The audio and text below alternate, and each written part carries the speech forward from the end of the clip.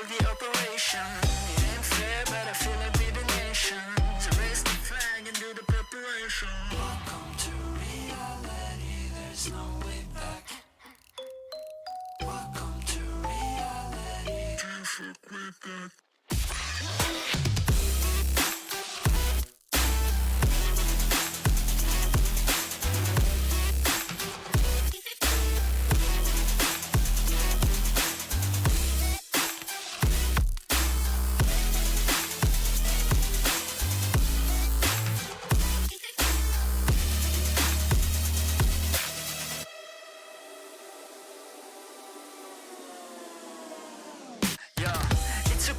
On top like forever, man. This is hard fucking beeping after aliens. We on top of the world, we the sapiens. Do you understand massive complication there? Do you really think you know what I'm made of? My flow is so magical, I'm old, call me Gandalf. You can shine, but I'm about to go off. I don't wanna believe what I'm saying, but I cannot do this at all. Welcome to reality, there's no way back. Welcome to reality, there's no way back. Welcome to reality, there's no way back. Welcome to reality, there's no way back. Welcome to reality, there's no way back.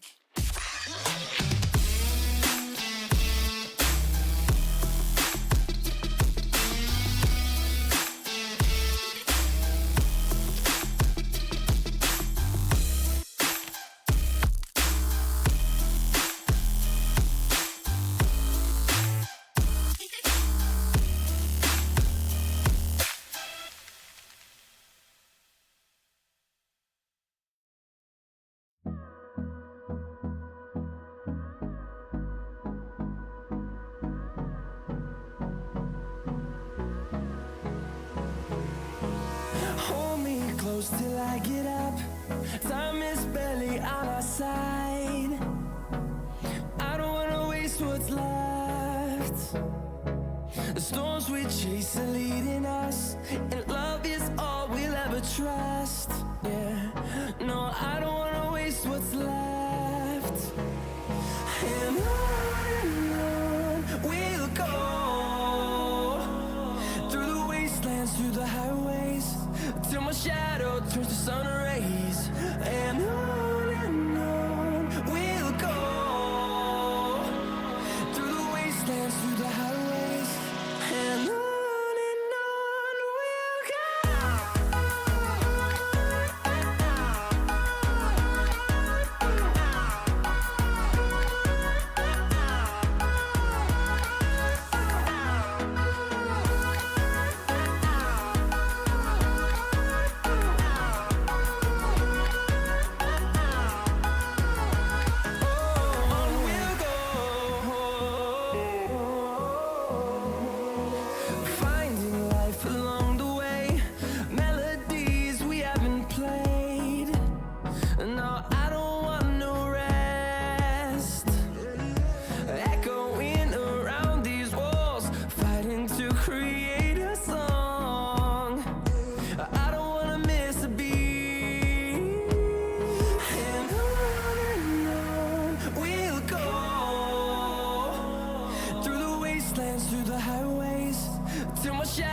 Turns to sun rays. And on we'll go, through the wastelands, through the highways. And on we'll go.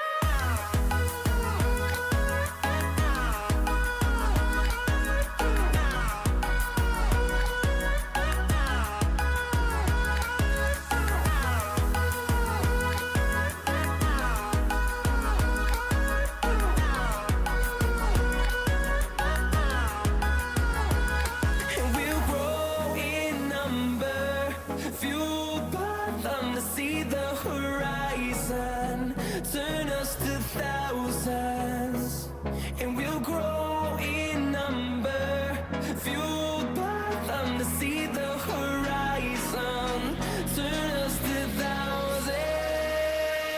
And on we'll go, through the wastelands, through the highways.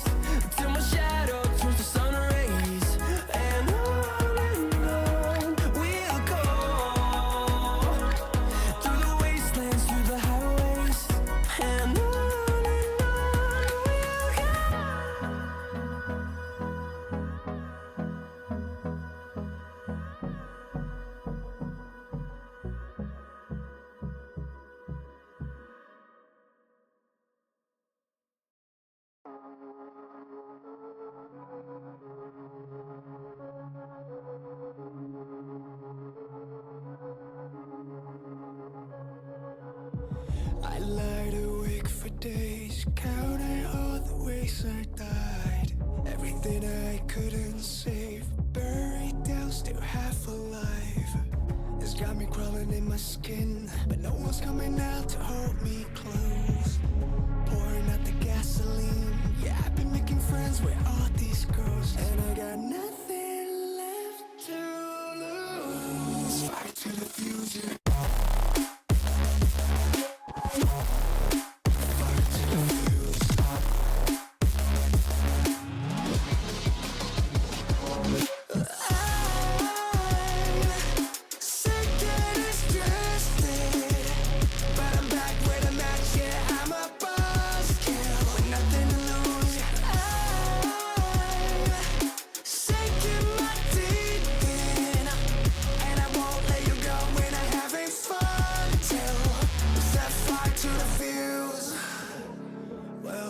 It's not me to turn and run. Met the bitter truth and I choked it down. Left a bad taste on my tongue, but my appetite's been growing now. I can see you crawling in your skin, but no one's coming out to hold you close. I'm pouring out the gasoline, so say hello to all my ghosts.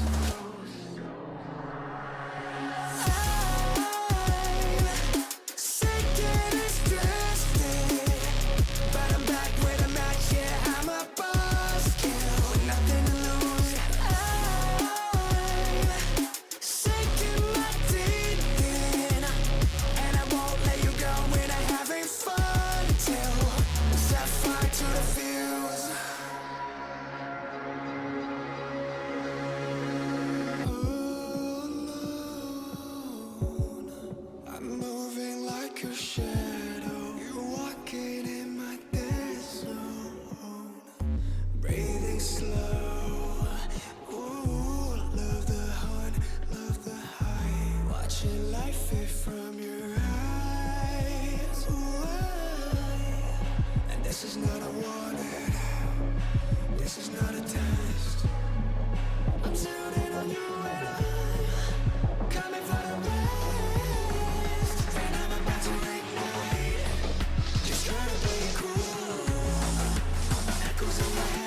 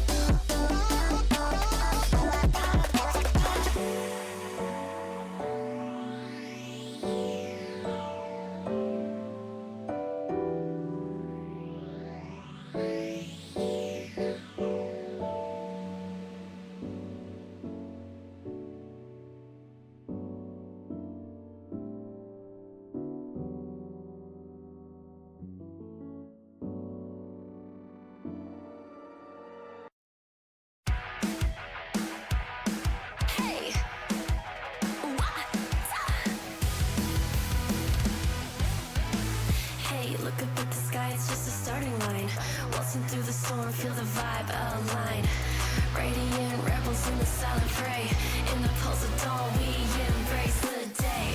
We find harmony in mayhem, finding our own beat. Eyes ablaze with laser focus, dancing through the storm. We become the light against the lies. We'll stand and play in this never-ending fray. Eyes alive in the pulse of dawn, we find our beat when the chances take form through the noise. Hey, look down at the tide, it's our warning sign. It's time to rock the wave or get swept aside.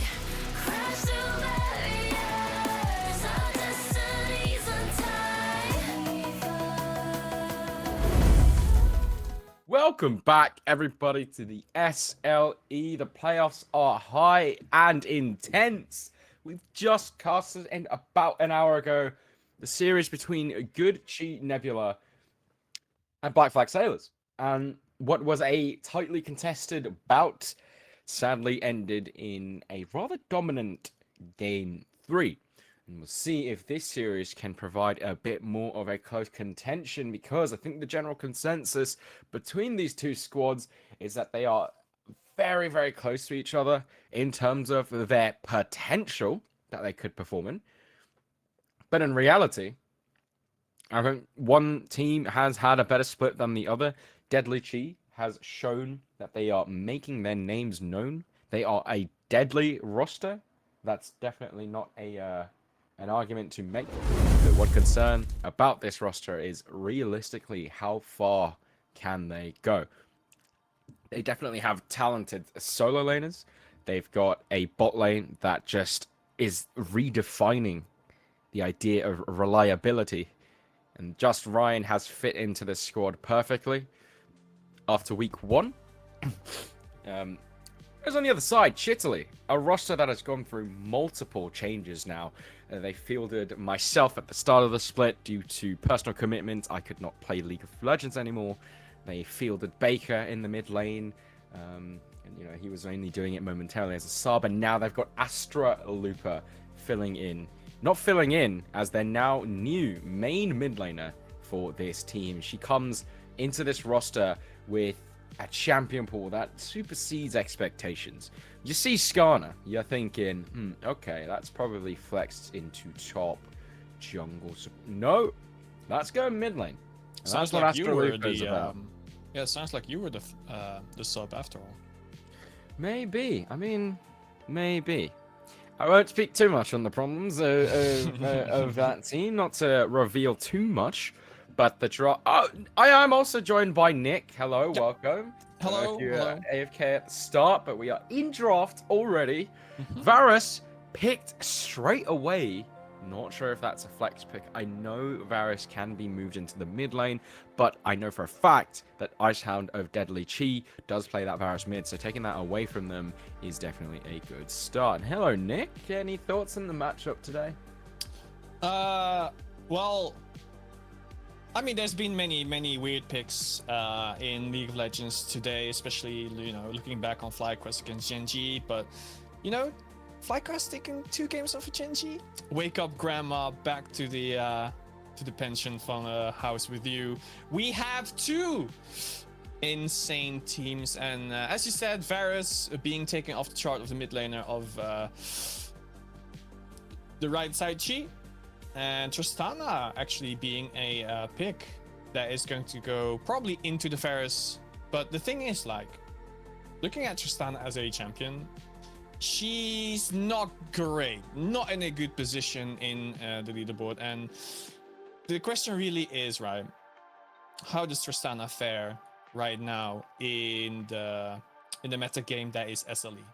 And I don't think really well, but of course team play is much better than the solo queue, so we'll be seeing Sejuani, of course, with the CC. On the other side though, from the Italian side Are they really Italian is the question. Thresh and Jax Yeah, being yeah, picked up. I can confirm they are definitely Italian. Okay. There were some games where in the middle of it, it just breaks out into full Italian, and I just felt like a Korean import. So, I see. yeah, no, they 100% are Italian. Thresh gets locked in. Really nice pick into the Tristana. The laning into the Karma might be a bit tricky because obviously Karma provides Tristana with a lot of shields and utility to play with. And Yeah. your kind of question about is Tristana, does she fit in the current meta climate? And I actually think she does. Okay. She recently did get a few buffs to the DPS that she can put out. I think the struggle with this champion is like, in order to, I guess it's like, in order to maximize your DPS output, it does require a lot of fundamental skill coming out from the individual. So I think that is definitely one thing that Deadly She need to look at. I don't know if it's a flex for them, which is another thing to talk about because you can technically put that into the mid lane. You definitely can. The thing is, like, this needs to be AP damage coming from somewhere else. Of course, Karma has been taken in probably the support role. If that is the case, of course. I mean, Karma can also be flexed to mid lane. But Karma giving a lot of poke utility, especially against the Thresh Varus, because both of them don't really have movement. So Karma is really going to have a great bully lane. At the same time, we do see a ban on Poppy, so they don't want Jax to jump into a potential carry, and that it tells me that the AD carry on the right side wants to play a AD carry without that much movement, but potentially like being a hyper carry. So that is going to be one of the things. Of course, they also want her out so they can dive the front line with a very good engage, and I do believe that the Italian side will lose out on some bans at the very least. Yeah, they are taking away the Gwen, and it's Gwen and Cassante that is banned by Chitaly. It's not being Cassante, shown okay. on screen. My problem right now with the Chitaly draft is how do you complete the rest of this composition right now? What we've seen is that they put the Jax into the jungle. I think anyone doing any background research should be able to read that they want to put the Jax into the jungle. Deadly Chi just locking the Ornn right now, and it's like, what's the plan here? Because okay, so the bot lane already looks really difficult. Thresh is going to have a tough game. That we've already discussed that. We've agreed on that. Nice bridge, Pepper. He's got a bridge, right? He alt tabbed real quick, and we saw his background. A pretty little bridge, but you know, it's a tough look for. At least he doesn't draw certain eggplant shapes on the screen in the middle of casting, right? Right, Sovanix? I have no idea what you're talking. So, I mean, I'm a big fan of aubergines personally. So we see this. We do see the Scion get locked in here, and again, the problem with this Chitaly draft here is I'm kind of looking at like this Thresh here, and it's so difficult to pull off. I will say Greed, as a Thresh player, when it comes to Thresh players in the SLE, he is in that conversation with some of the best in the current split. And so that is a really nice pickup, to be fair, on the Anivia. I think that's going to give them a lot more tools to play with in terms of the scaling. What I'm slightly concerned of is Anivia into Ornn. Ornn can just get through that wall pretty easily. But this R5 now is what is scary. Is like, we will get to see where Tristana is going to go. And, I mean, Deadly Chi, they have the pick of the lot. Every meta mid laner is open. Ziggs is open, which does pretty well into Anivia. And yeah. Okay. Aurelian Soul, I would say is the better Anivia. Because, you know, has the same exact CC that you want. Actually, better CC because he has a pull-in. Also has the DPS with the Dragon Breath against the Anivia ultimate. Like, Anivia really needs that ultimate. The thing is, though, right? If you look at straight up Anivia versus Aurelian Soul, Anivia does have her Q in which she can stun Aurelian Soul when he tries to go for the Dragon's Breath, instantly stunning him, meaning that not only does he lose out on his DPS, he also cannot use the skill for quite a bit. So I think the early game, even though Anivia can get bullied around, I think it's up to Aurelion Sol to really go and scale, get his level 6 as soon as possible, because Nivea, I think, actually should win in the early levels. Actually, so one of the problems with ASOL, especially right now, is that champions like Orianna and Syndra just have so much more powerful tools to use in the laning phase to punish you. Like if you want to step up to grab any CS, you can just throw your balls. I mean, for Orianna and Syndra, you can throw, that sounds weird. No, it sounds normal. Listen, the Normal. champions throw balls at opponents. Like I'm sorry, that's just what it is. Anyway, Syndra and Ori can just throw their balls on. Yeah, it still sounds weird. They can just throw their spells onto the Aurelion Sol when he's trying to just slowly scale up. And Nivea, yes, you can throw the Q on a static ASOL. ASOL does root himself to the ground when he is doing his main damage source, but he does have very easy tools to just, click to the left, for example. He has Unheard of. he has magnificent range. This is the one matchup where ASOL in early game actually does have prio into his opponent. What I will say though, it's leaning toward ASOL, but it is more of a skill matchup. So yeah, I mean, both drafts completed. I have to say, straight off the bat, the Chitaly draft, I am seeing a really difficult to execute game. If they're going to win this, it is going to require individual brilliance outside the functionalities of their team composition. Because look, if you look at the Deadly Cheat comp, right, it's progressive. They have things to play with. They can do things on the map on their own terms. Whereas I think Chitaly, they have to be very reactive. Jax isn't a main engager. Sion is, but he's going to be sitting on the side lane for most of the time. And outside of that, you're just going to sit around and essentially just wait for Deadly Chi to make their move.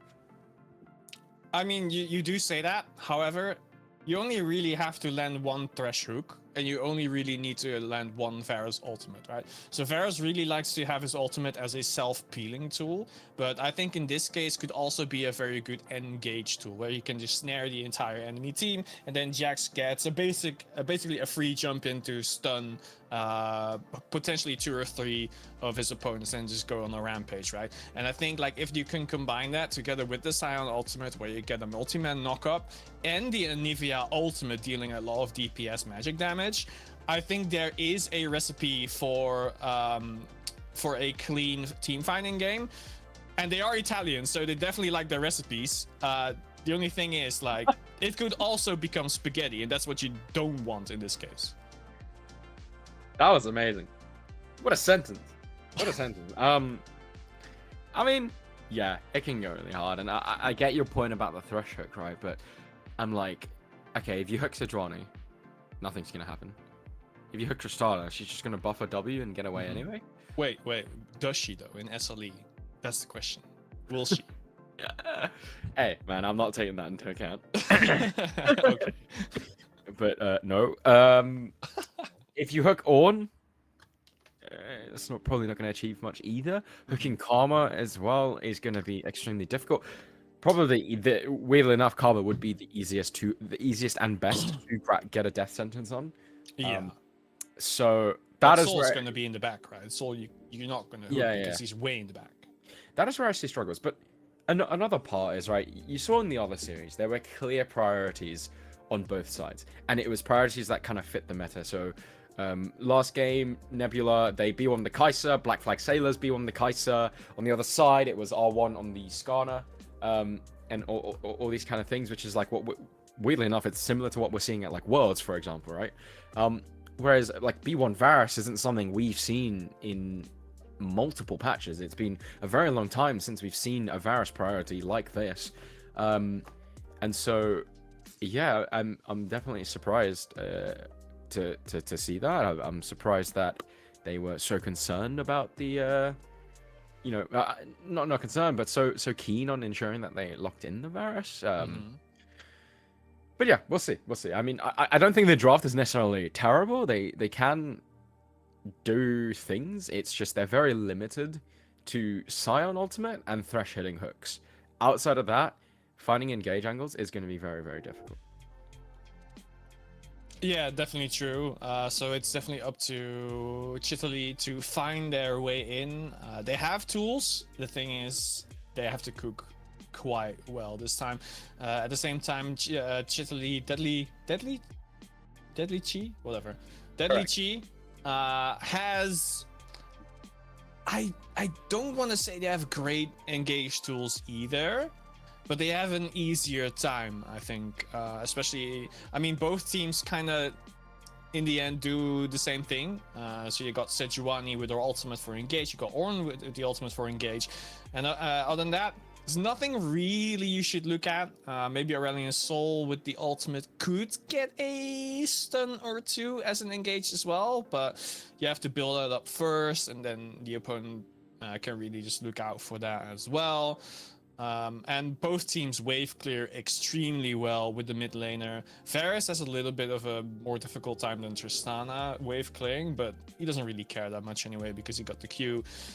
So in the end, I think it's just going to be a slugfest between these two, and it's probably just gonna come down to a hand stiff. No, sorry, I've just realized something. I actually know exactly why they have first pick the Varus. It's not Ghost playing for Chitaly in this game. It's actually Algren playing in. Varus is a big comfort pick for him. So in that sense, it makes a lot more. It clarifies that B1 a lot more. Now, in terms of the conversation of wave clear, that's where it goes down to what Varus build Algren decides to go with. If he goes with a lethality build, he's going to have a lot more wave clear. And actually, I'd even say, like, with the lethality build, you're going to dominate this Tristana Karma lane, which Tristana struggles when she doesn't get ahead early. You might struggle a bit more into tanks, but I mean, there's a common misconception that lethality Varus does no damage into tanks, which is just not true. There's a lot of shred in the W of Varus, which gets popped with your lethality items very well. So I think in that sense, it might not be as bad. But again, it's the same conversation of just like you're paired up in the bot lane with a Thresh against a Tristana Karma, which is going to be very difficult. So I think that's a good point as well, because I'm looking up the games that they did play on Varus, Algren, and it does seem that they definitely favor the lethality build. So I think you're onto something here. Yeah, no, he definitely does. I remember having a conversation with him about it. I think he was being flamed by the coach for going lethality Varus in a game, even though he was like doing 1 billion damage to his opponents. So, yeah, it's not as bad as people make it out to be. It did get nerfed with the way they changed the numbers onto Varus, which is why we have in recent times been seeing a bit more on-hit Varus than the lethality Varus. But I mean, in a game like this, where you have a matchup where, I mean, Tristana's range, it grows as she levels up. So at the start of the game, she doesn't have the biggest range in the world. If you're playing lethality Varus, you can actually match that range or like supersede it and do a lot of poke damage in the laning phase. So, I mean, in that sense, that is where I see the Varus B1, but I still am leaning towards the Deadly Chi draft. Is there one that you are going to make it like a bold prediction on? A bold prediction. I think I'm out of bold predictions after FlyQuest today. Oh no, I can't overextend that one. If you look at the team comps, I agree with you. I think Deadly Chi's team comp is a bit easier and forgiving than the Chitaly side, but I think you made an interesting point about Varus, right? And lethality is pretty strong early on, and then as the game goes on and on, it kind of goes off, right? So it starts to deal less and less damage. The scaling isn't as high if you would go on hit or even, crit attack speed. The thing is, they at the same time as they bully Tristana in the bot lane, Jax will be scaling the entire game. So even if Varus would drop off, he can still go for a burst on a carry, and then Jax will do all the damage on the tanks. Even if he cannot shred through Ornn, Jax still will. So in that sense, if I have to make a prediction, I just want to go against your prediction. I go for Chitaly. I will say though, I think it will just all come down to hand stiff. It will do indeed. Now, I'd like to remind everyone that these two teams have already faced off against each other. Deadly Chi came out the victors at a 2-0 win, but it wasn't the most convincing win. Game 1 of that series, if I remember correctly, was extremely tightly contested, and it was just down to the fact that Chitaly do play, in general, quite a slow-paced game, and what that results in is that if the opposition roster has a team composition that outscales Chitaly's, they do end up dropping games, and that has kind of been how they have lost a few of their games. I think coming into this series, it's a much different look. I think that series was when Astralupa was fresh onto the team. She had just been incorporated, and she's now played a few scrims with them, practiced a bit more, and they should be a little bit more cohesive as a team. Do you have any thoughts on the jungle matchup here? Because obviously one is a carry slash bruiser, one is a tank slash support. Yeah, I think Sejuani will be able to bully Jax quite a bit into the jungle if the Jax doesn't receive any support. Jax really likes his passive, of course, and I think Jax does get time to get the passive stacks onto Sejuani for some extra damage, but like in the end, as you said, like Sejuani is such a big tank, has a lot of CC to really take Jax down a notch, and so purely on the jungle in laning phase, I think Just Ryan should have a big advantage over JL. The thing is, eventually Jax will start scaling anyway, and will start doing way more than Sejuani can really pull out. Of course, Sejuani's role will be vastly different from Jax here, because Sejuani really is just that CC tank, has the engage with the ultimate, has some peel for the carries. Jax really wants to be the carry, he wants to jump in late, not engage, and dish out the damage once he has some levels, has some farm, has at least 2 items, and potentially can just carry the game on his own. Yeah, as we see in the mid lane, does look like Astralupa getting a bit of the better of Icehound at the start of this one. Fantastic Anivia player, she is. Don't want to sound too biased, she's a friend. But yeah, one thing to note, it is actually on hit Varus with the Lethal Templar, so it's not the Lethality Varus, hence why at the start of the game we saw they've kind of just been pushed in, stuck underneath their turret. I assume that will be the case for the while. What is not ideal for them is the Jax pathing away from the bot side, so they won't be able to punish them with any ganks either. Yeah, I think the big thing is that maybe GL does expect Just Ryan to go into the bot lane, expecting not to be able to win in a 3v3. So he says to his bot lane, okay, chill out a bit. Let me go for top lane. As you see, GL has been spotted out by a ward. Yep, gets spotted out by the ward, so the gank angle is just closed out immediately. But one gank angle is onto the mid lane, has to use the flash straight away. The stun is going to go through. The egg form procced, and unfortunately, No mana. I think there's no mana on Icehound, so she might get away with this one. Going to land the stun. At the very least, Deadly Chi can be happy blowing the flash and the passive out of the Anivia, but Astralupa survives this time around.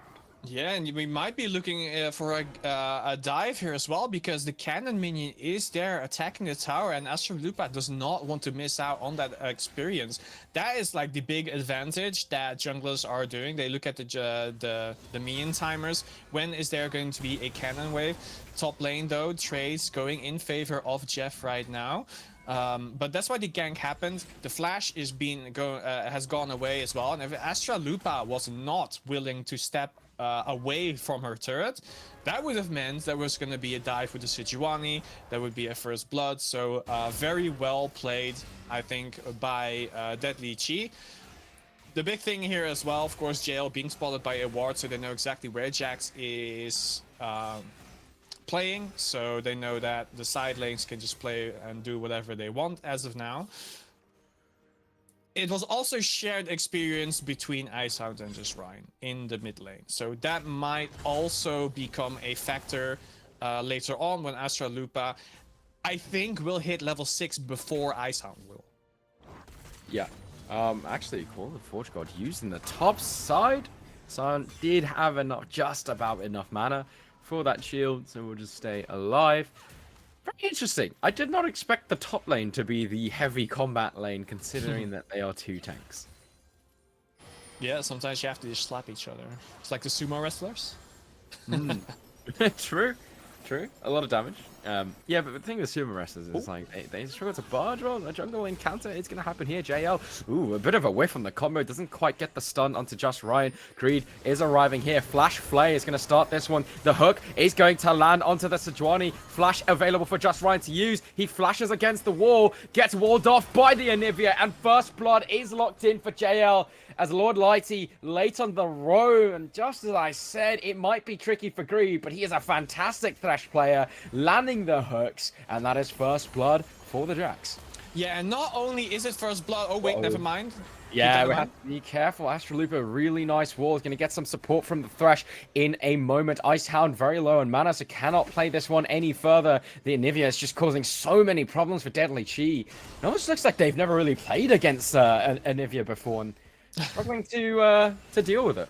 Yeah, so what I wanted to touch upon before the mid lane gank happened. Oh, never mind. Let's go into a replay first. Here we do see Greed already rotating towards the top lane, as we saw JL and Just Ryan duke it off a little bit. Of course, both can't really kill each other that easily. And then the backup was here. Greed flash forward, but never mind. We see another fight top lane. Yeah, we're back to live. It's Jeff. I'm seeing a missing summoner spell, and that's kind of the cost if you use your ultimate so early to try to get a solo kill. They won't go for the tower dive, however. I feel like this was a very free tower dive. There was no flash, no ultimate on the Ornn, and yeah, I mean, they opt not to go for it. Understandable. You want to take the safe option. Yeah, exactly. Regardless. On the other side, Dragon being taken by Just Ryan. I think the information of JL's position was given away at that attempted gank, and so Just Ryan is going to use this opportunity to get the Dragon on the bottom side of the map. Grubs was taken by Chitaly, so it is an initial trade at the start of this game, and we'll see how they prioritize the objectives. Yeah, and I do think that they will, like the Chitaly will definitely keep going for the grubs, because Sion, of course, you want him to go on a side lane. Eventually, you want Jax to go on a side lane as well after level 14, because then he gets full XP. And together, they can just push towers down together with the grubs. They're very, very good pushers, but mid lane gank. Yeah, mid lane gank. There's a lot more mana on the Aurelion Soul this time around, so the Breath of Light is actually going to tick down onto the bird. And well, in the previous ganks, Icehound was always low on mana. This time around, had enough to finish off the passive, and Astralupa is going to have to drop in the mid lane. Yeah, and again, just very good awareness from Just Ryan in this case. Of course, JL was simply trying to hold the minions a little bit away, so Astralupa... Kill him. What? Wow. Okay. Icehound? Overstepping, I guess. Alright, as the tank minion is going to get hit by the tower, of course, Astralupa is barely able to get the XP as well, so that is a best case scenario for Chitaly here. Yeah, no, that was an interesting one. It's kind of like, I understand you don't want the wave to go into the turret, but at the same time, you also don't really want to die, and also if the Jax does jump on you with a flying helicopter above his head, maybe flash it? Of course, maybe it was just a mistake. I'm not sure, but yeah, a little bit. I mean, Icehound should still be ahead of Astralupa, considering he got that kill in the gank from the Sejuani. So in that sense, he's fine in the laning phase. But you know, we talked about Jax needing to get ahead in the early game. Well, he's 2-0. He's got a CS lead as well. So giving that extra kill might have big repercussions later on. Yeah, definitely. Of course, Jax is going to be the scaler here. At the same time, though, the bot lane, I think, is quite even as of now. As you can see, the side from Chitaly going back and get a item on Thresh.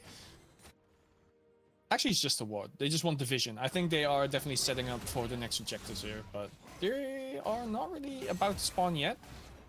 So is it like, it probably a safety thing, with Sejuani is having a lot of creative angles possible with her jump. Yep, definitely. So, I think the game definitely has been quiet. What do you think Which side do you think benefits off of a quieter early game? Excuse me? Oh, Please I mean, again, I might as have to the ask you gank in a is? bit because a gank is happening in the top side, but Jeff is just going to solo kill him before his comrades can arrive. And here comes the cavalry. The rest of Deadly Chi are here to answer for your sins. It looks like there's 2 kills going over to the side of DG. JL is going to be able to scatter away with his life. But at what cost? Because he's lost 2 of his comrades. He will have to concede the grubbers. But at the very least, JL did pick up that kill onto Jeff. So if there is one focus for Chitaly, it is going to be this Jax. Yeah, and that's absolutely something you don't want to happen on Chitaly's side. They really wanted those grubbers to be there with Sion, be there with Jax, be there with Varus as well, because they really have a strong 1-3-1 team comp. But all of that is just gone. All the advantages from the grubbers taken away by that gank just now. Good rotations here by Deadly Chi, and they are definitely happy that they can get the 3 grubbers instead of Chitaly. And I feel like they also read the play there because they knew that the voice grubbers were coming up. They knew that they were going to prioritize them as they have the stronger team to abuse that. And sometimes, even if your team comp does not really care about a certain objective, if the enemy team comp does care about it, it's actually quite important to make sure they can't use that. Yeah, exactly. And, well, it's a really nice 6 grubber denial there from Deadly Chi to stop that. The important thing, right, is at the first set of the objectives, you can see Chitaly wanted those grubs over the Drakes. Now, the problem is, you don't want to lose out on both of them. So Deadly Chi... Yep. They seem to be setting up. A death sentence is going to tag onto the Karma. JL very, very strong on the Jax. And it's just going to bonk his staff on top of this Karma's head, eliminating him immediately. And the rest of the cavalry is arriving. Really nice buster shot from Oppression to push them all away. And just like I said, Chitaly have got what they came for. This dragon does belong to them as they do a great response to the initial mistake on the top side.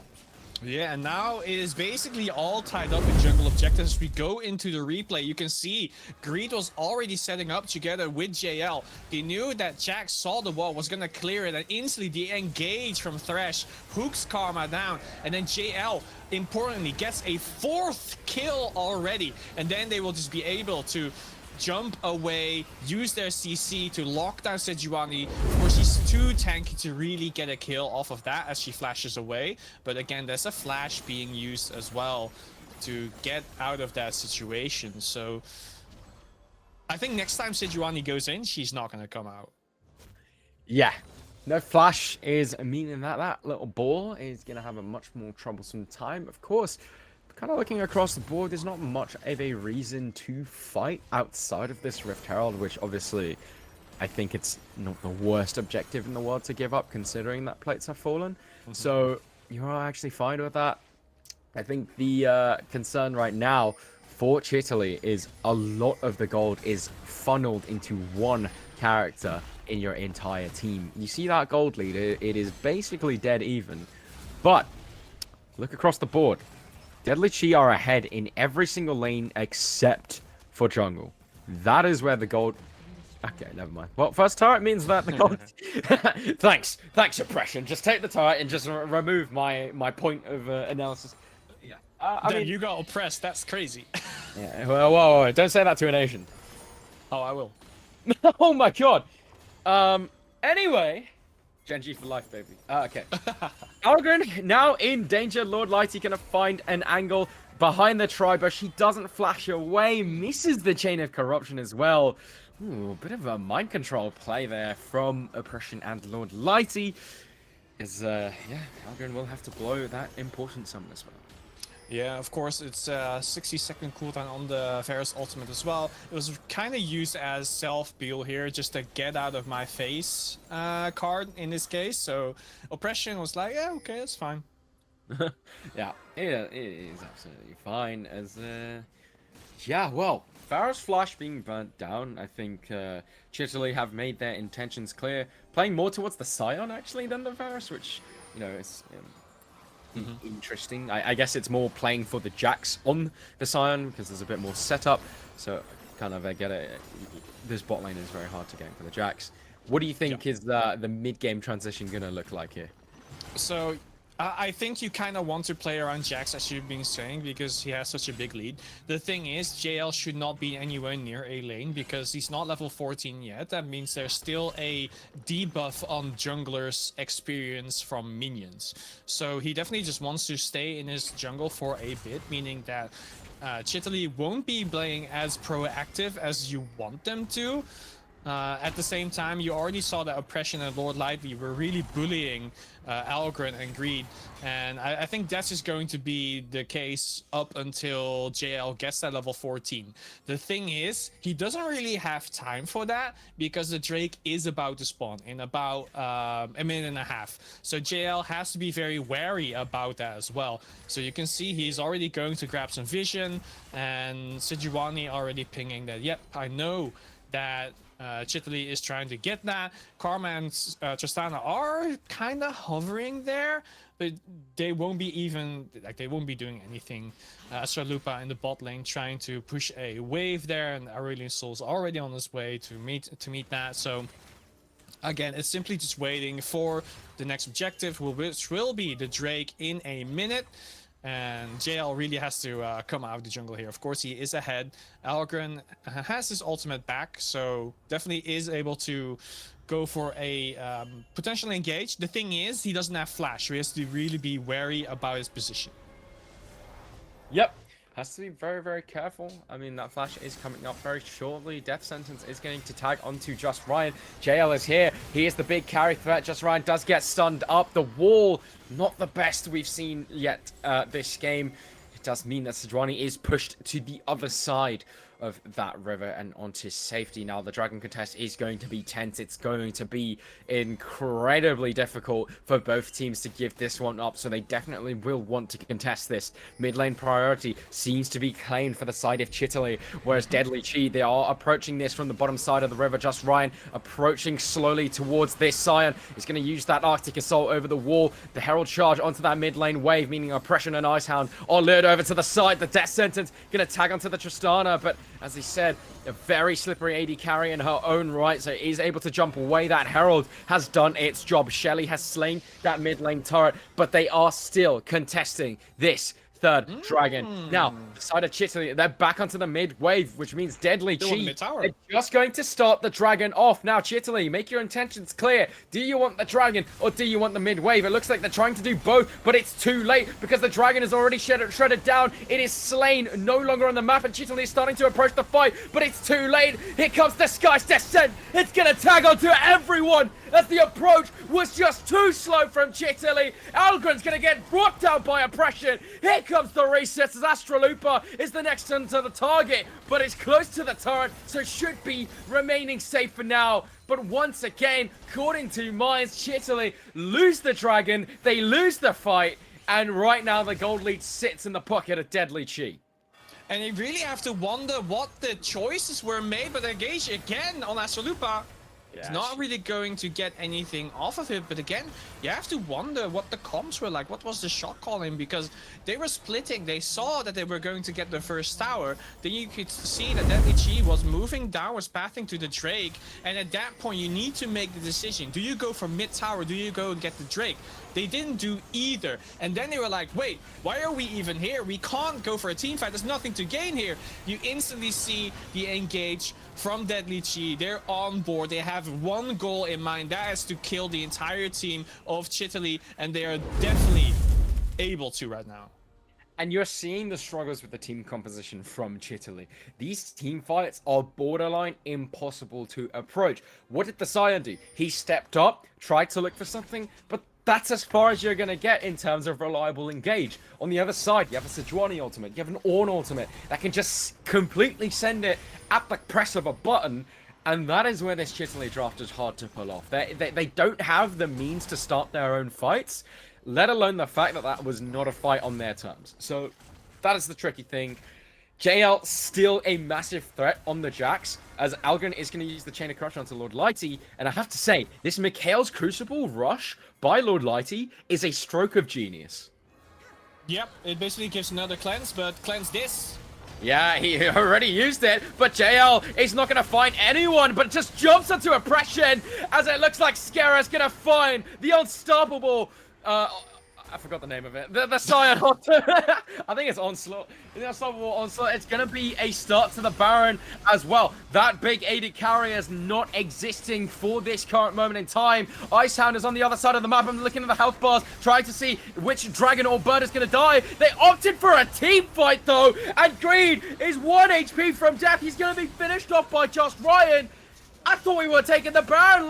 When we start the fight, then they lose their support and they try to look for more. Teleport is coming in. That's a massive knock-up coming up from Jeff. Icehound is now here, and Chitaly, once again, the makers of their own demise are starting to drop like flies. Algrim blast cones over to the Baron pit, but only into the waiting hands of the Forge God himself. Icehound's gonna claim that kill with a little tap of the Q, and multiple members of Chitaly drop. The shutdown of JL was claimed, and the Baron bomb, despite oppression being taken down, belongs to Deadly Chi.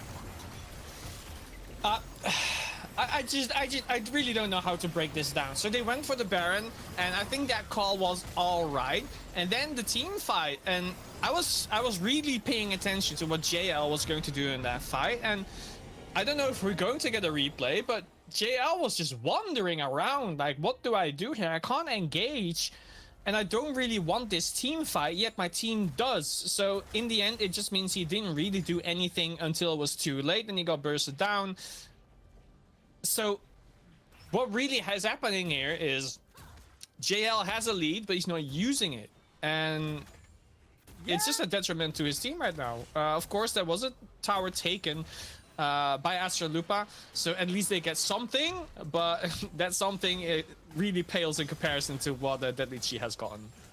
Exactly. And yes, whilst that is true in terms of JL not utilizing this lead to the maximum effect, it's difficult. Yeah, it is. I think Chitaly have drafted themselves into a very tricky situation here. They don't have many win conditions on this comp, and yeah, like right now you're wondering what the answer is. You have to try to play through this Varus and the Anivia. That's going to be your best bet to win. And whilst Jax is a very strong unit at the current moment in time, these fights are too tricky for the Jax to operate. Like, okay, well, an engage is coming through. It's onto Greed. He flashes over the wall safely. Oppression is just going to bust the shot. JL's engage, and the Scion is just immediately shredded down where he stands. There's no follow-up damage from Chitaly to respond. They're going to have to lose their top laner again. Yeah, and it really just comes down to all the self-peel that Tristana has with her ultimate, as well as having the cleanse, and of course the Mikhails, as you pointed out earlier. So basically has 2 cleanses, but the top lane might be a bit different. This is a very nice catch with Jeff on the side lane. Does have flash. Is going to use it. Please tell me he dies. He's up. Nah, Jax is a bit faster than Jeff is. Has the movement speed, has the dash as well, has the stuns. The thing is though, Tristana's here. Yeah, Jax a little bit whiffing on the war jump. And it means that Jax is gonna die. Ornn survives, and the game has just ascended into disaster for Chitaly. A relatively decent early game has just come completely southward. Jeff doesn't even die in that particular scenario, meaning that Deadly Chi will just be able to barrel down this bot lane turret. Jeff is just gonna TP as an insurance policy. And now Chitaly, they're really running out of options. Yeah, Jeff right now is just too tanky. Like, even though Jax, yes, has a Trinity Force and means that he can dish out a lot of damage, the thing is, Jax still needs to scale quite a bit. Isn't level 18 yet.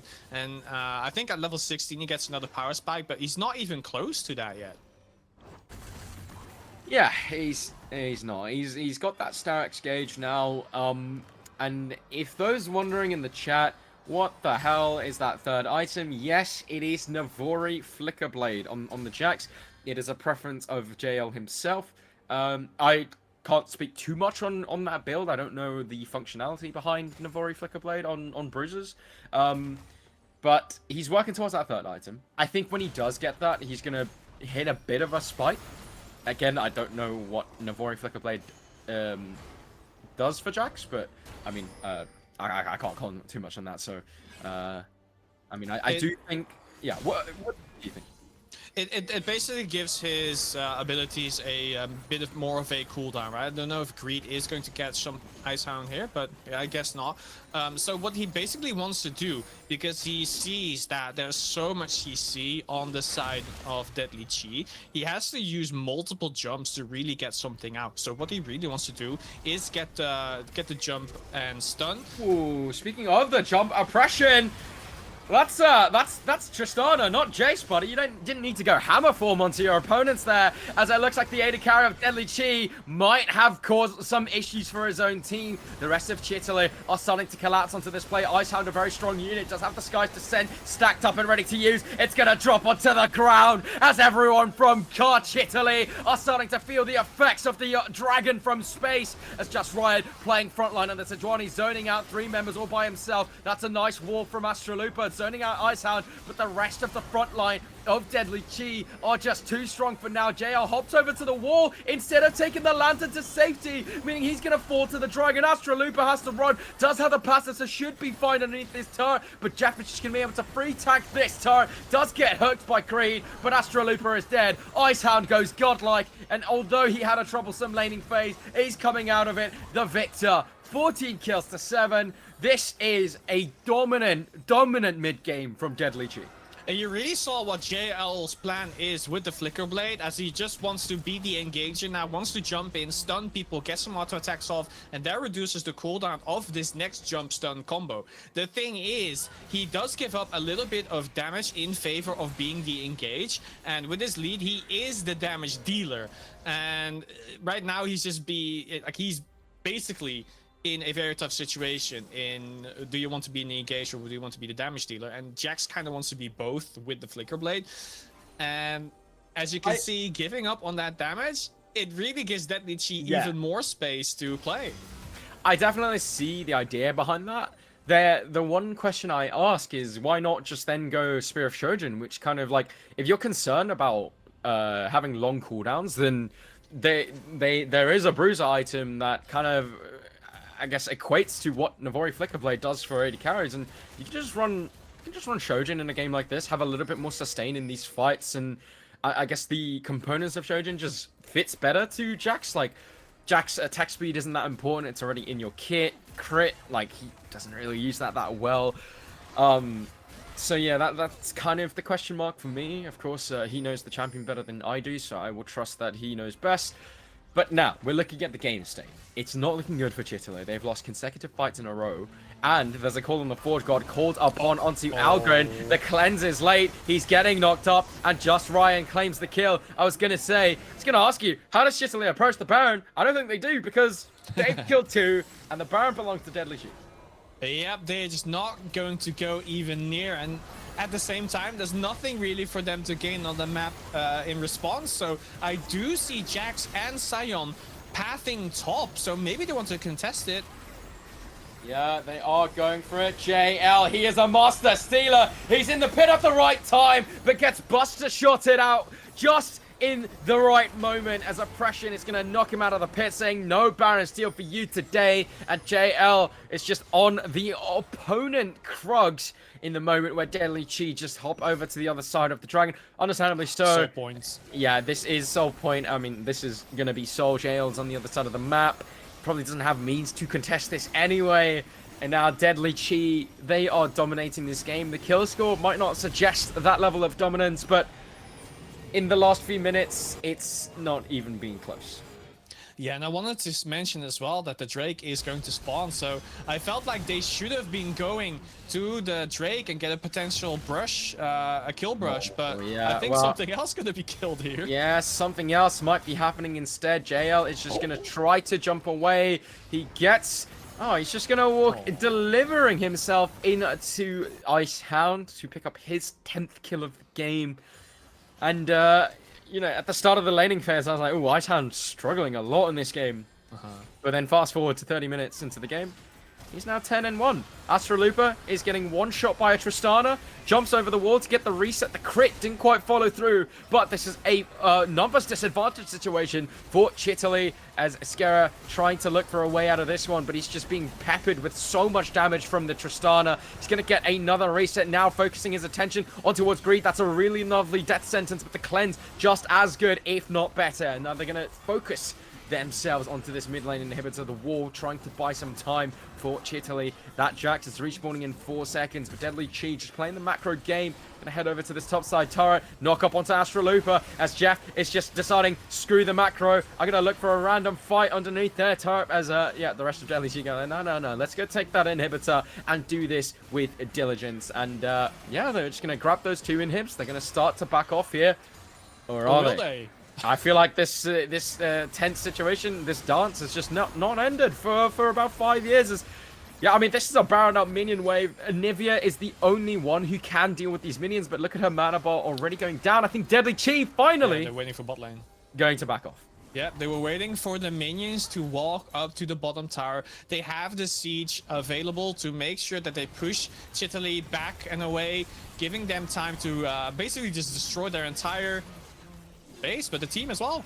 Yeah, Call of the Forge God being summoned by Jeff. It's going to get a knock-up only onto one, but the Glacial Prison finds its mark onto Algren as he steps a bit too far forward. The bomb is going to implode onto Chitaly's faces. We did that Deadly Chi are running rampant in the base of the Italians. Astralupa's the only one left remaining, but she can't do anything in the face of a 5-man squad with a vengeance. They're looking to close this one out as clean as day. Oppression is going to have to drop as the egg is popped inside of her own base, but it's not going to be enough. 22 kills to 8, as dominant as you can get. Deadly Chi here to make a statement in game 1 of this series.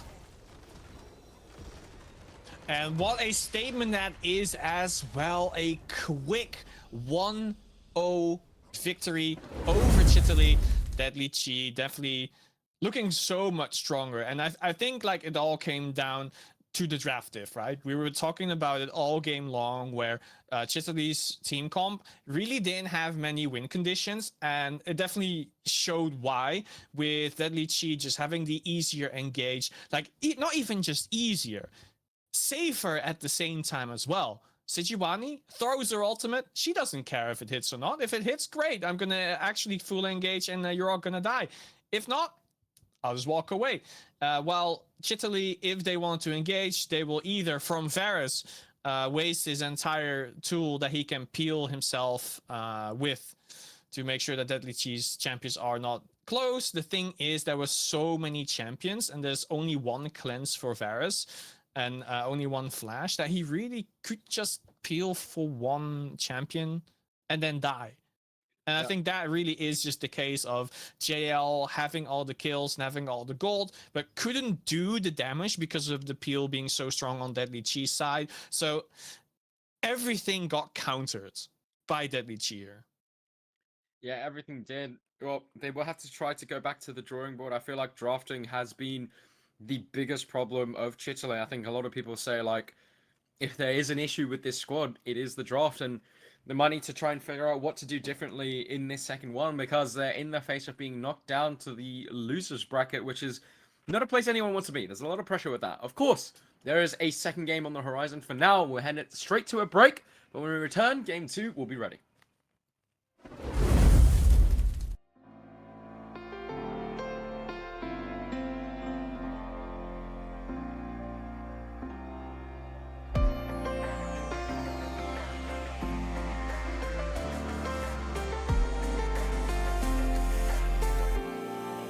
In the still of the night, gazing up at the sky, when the stars began to fade, dimming lanterns in our eyes, thought there was nothing to find. I stopped searching for a reason, just let the world embrace us. In the silence, we are one. Can't escape from this feeling inside you. Release from heartache, you'll be fine. When the cracks start to let you run right through, I'll be there to help you shine.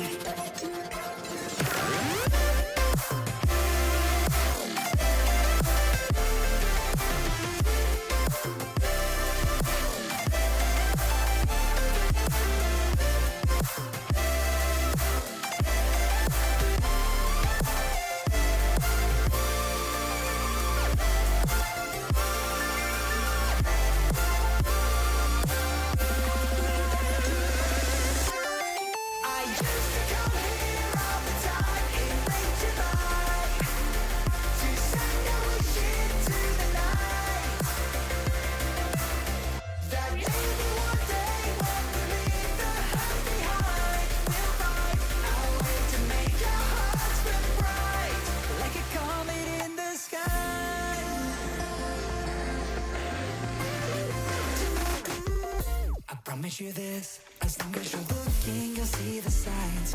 Just for a moment, a flash of light, you'll never forget. I heard you crying aloud, and a part of me cried with you. I finally see why all the meteors fall out of you. Can't escape from this pressure inside you, but tonight the stars align.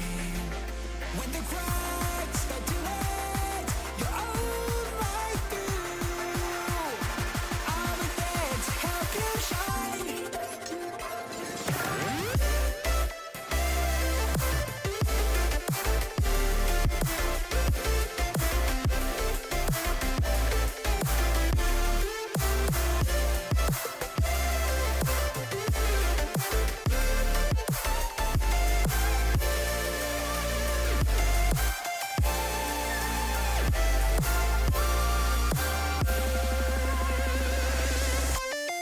I used to come here all the time in late July to say I wish into the night. That maybe one day when we leave the hurt behind, we'll find our way to make our hearts burn bright. Like a comet in the sky.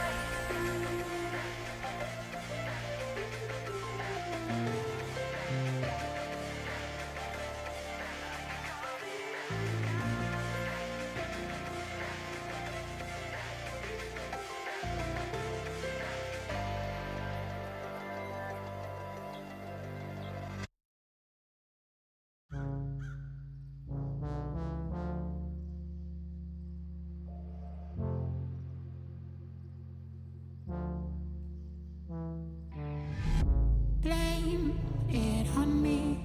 You're just too scared to be lonely. No one's safe from the reaper, not a saint nor a sinner. Rage under my skin, slowly descend into madness. Let it spread like a virus. Be a friend with the violence. Help, there's blood on my hands. Somebody save me from myself.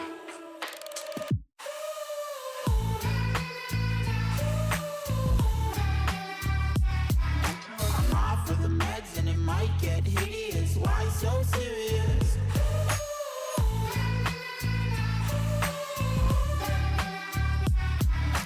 Run for your life, cause it might get hideous. Why so serious? Change, can you swear some? Never mind, I forgot where I came from. Like wolves in the darkness, we've adapted to blindness. Fall asleep with the sirens out. There's blood on my hands. Somebody save me from myself.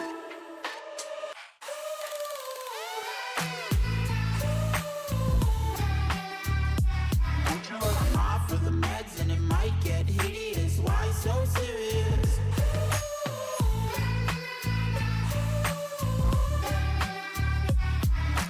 Run for your life, cause it might get hideous. Why so serious?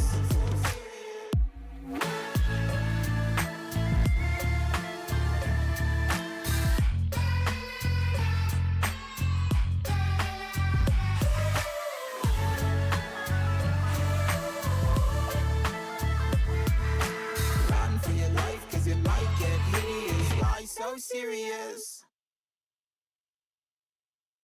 I'll never mistake the way you give me my faith. My body feels safe in your hands. Feel me fully face. I'm light as a fire that I'm letting you escape.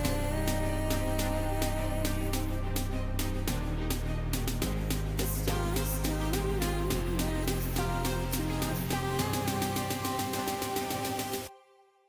I don't wanna wait. Every single part of me inflamed.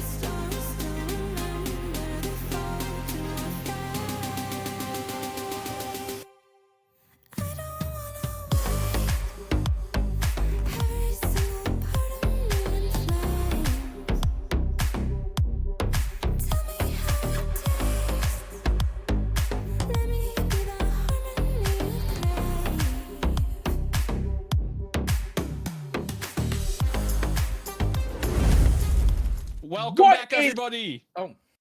No, I'm taking this one. It's not We're yours anymore, no, Sophenix. we're touching tips. Ooh, but you were. I mean, sure, why not? Let's continue. Doesn't matter, Sophenix, Nick V here. Yeah, it doesn't matter. Oh. Oh. No, Let's no, go you to go. draft. You I'm go. so You go, so you done go. with this guy. You go, So you done. go. Okay. Do the intro. Do the intro. You go. Okay. Pepper, can you go back a bit and then have the intro? Yeah. Let's go. Okay, go.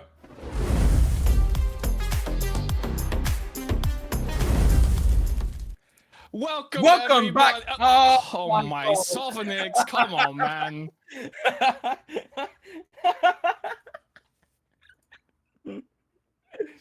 I swear this is a professional amateur league.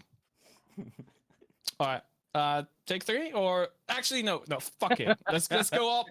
It's Chitaly versus Deadly Chi. Is 1-0 up for Deadly Chi right now. And we go straight into draft. We do not want to waste any more time. And Seraphine has been taken off the board already.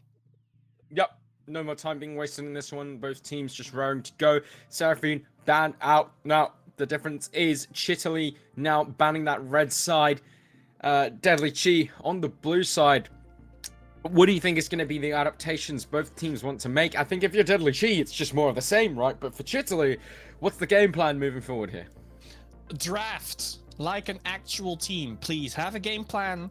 Make sure that you pick the champions that can use that game plan. I think draft starts with a big plan, and if you then don't really know what to do, only pick comfort champions maybe without a game plan, you get exactly what you got last time. So right now, Deadly Chi already banning Ashe. So that is one thing we were talking about in the green room.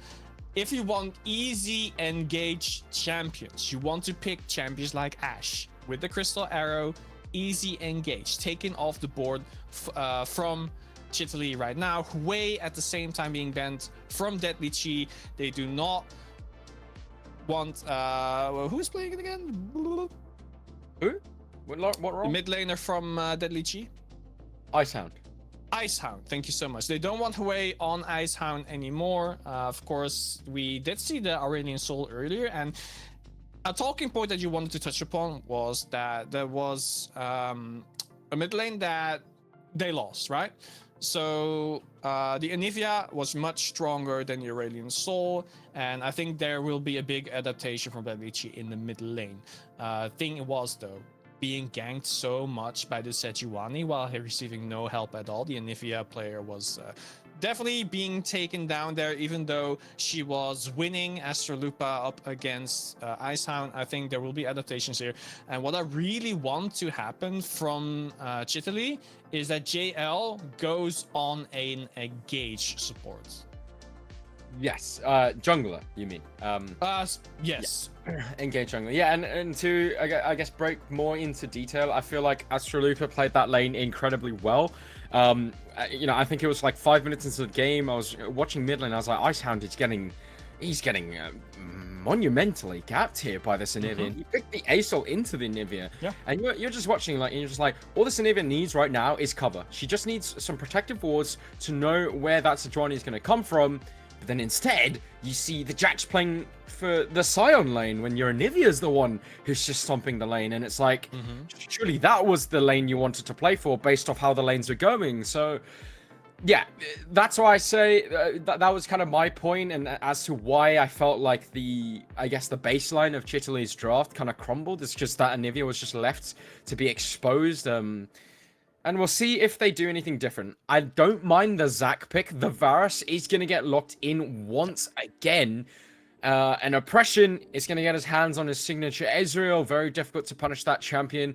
But if the Varus decides to go lethality, then he will have a very nice time in the laning phase. However, with that Skarner locked in, I feel like you definitely do want to be going something along the lines of on hit. So we'll see how the rest of this one carries on.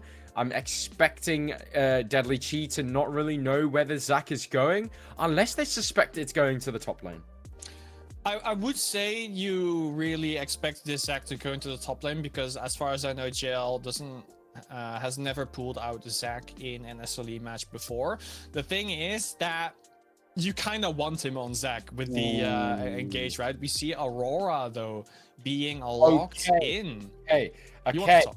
Yes. Aurora for this team is a flex pick. This is something that when I was playing, I was like, we want to flex this. I definitely want to be able to pick this on 3. You can flex it between top and mid lane. Not many teams can do that. I think we were the ones that could. We never did due to, I mean, ask me in DMs and I'll let you know exactly why we never did it. You probably know the answer. I know. Anyway, so, I mean, maybe they're doing it here. Like, the Zac, you can move that into the mid lane. This is Astra Lupa we're talking about, so Yes. for all we know, she could be busting out Varus mid, she could be busting out Zac mid. We don't know what she's going to pick. And so, the Aurora right now, I can tell you, it is definitely a flex pick for Chitaly. Deadly Chi now, they're gonna start doing these second rotation of bans, and it is targeted towards that support pool. We do see the Aesol taken out, which I'm very curious about. Maybe suggests that the Aurora is going to be a mid lane pick, but we will have to see. Yeah, so maybe the suggestion is what they want to happen. So that Deadly Chi thinks, okay, so that is going top lane. Well, Psych going mid lane. Instead, you got gapped. The thing is, what I really want to look at as well, right? So Deadly Chi has been banning out the Nautilus and Rel, as Mordecai is being locked in, so we already know where Aurora is going. Nautilus and Rel both are engaged supports as well. Yes. Do we though? Right? That's the question, right? Let me tell you something. Let me tell you something about Astra Lupa. She plays Skarner, Warwick. She plays all these wacky mid lane picks, Fizz even. So what Chitaly are doing here is very intelligent. They're throwing the kitchen sink at the wall. I don't know where anything is going. Katarina gets locked in. That is a, I think Icehound is a Katarina main. And, well, this is not a bad game to go Cat. There's not much hard CC. However, if this is all a bait, and we are looking at a situation where Zac is actually the support, Mordekaiser is the jungle, and Aurora's top, you're locking Lysandra here. Cat cannot play this game. She can't. So we'll see what they do. Well, Belford's being hovered, so JL potentially going into the carry jungle role again, but that's not for jungle. I'll tell you that much. all right, many curveballs. Many curveballs indeed. It's just a hover for now. However, I do know this is an Astra Lupa pick. Very good into Katarina as well with the W interrupt, and it does get locked in. So, Zac support. Yeah, I mean, maybe. Who knows? Who knows at this point? Maybe it's Aurora support. Did you ever think about that? I don't want to say too much because I know Deadly Chi might be sneaking around the Twitch chat just to try to figure out what is going on. But yeah, one thing I will say is that these champions for Deadly Chi right now, if they are looking at the draft, they are probably scratching their heads. They're trying to figure out where anything is going. And yeah, it's gonna be hard to figure out. I'm going to leave it in the air for now as to where certain puzzle pieces are going. But for Deadly Chi, let's break down their draft because that's probably the easier one to do. What do you see? What do you think? What I see is we get engaged on Skarner, but especially we see a lot of peel. We see a lot of safety. Ezreal on his own, very mobile with his arcane shift, can just go wherever he wants and pleases, has the auto attacks with empowered Nami. But Nami empowering him as well to dish out some extra damage. At the same time, Cassante, very great at displacing the enemy team. And Cat, of course, follow up, Assassin. My biggest question is, will Cat have enough time to really dish out all that damage with the Mordekaiser in the game, with the Belfed, and with the Zac, really? Because there's a lot of interruptions that can happen here. But, you know, if there's a Cat main, probably knows exactly when to jump in. Skarner and Cassante together, frontlining. They have a clear engage. Ezreal in the back dealing the damage. I think that's a very well-rounded team comp where you play from the back, and you have the tank soaking up the damage, and potentially if they see an opportunity, they engage together with the Nami support, being able to greatly peel people off of Cat and Ezreal. I think that's a very good team fight comp. At the same time, I'm worried about the push that they have. They don't have clear wave control. They don't have clear wave clear. And I think that is the opportunity that Chitaly can abuse really to find engages, play hopefully very aggressive as well. And I would assume they will play around the grubbers once again. The question is, of course, will they succeed this time? Yeah, that is the big question. Now, I'm a weirdo, and I know a lot about niche mid lane matchups, so I'm excited to see. I'm excited to analyze how this particular mid lane matchup is supposed to be played out. I won't say which one it is because we don't know. I swear I don't know. But who would you say, prediction-wise, are you going to vote for, and who's going to win this game? I'm gonna go with Chitaly again. They've lost 3 times. 4th time is the charm. You know the saying. Mm-hmm. Is that a saying? No, Okay. I said it, so it's a saying now. This is a skill matchup. No, it's not, Itchy, in the chat. And Everything's a skill matchup. I will explain to you why this mid lane matchup is not a skill matchup in a moment. Oh, you're assuming Yes, that yes, producer, I know the matchup. you're assuming that Aurora is mid.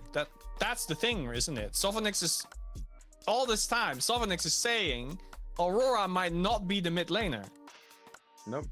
She Might not be. is the keyword though. Zach mid goes hard here.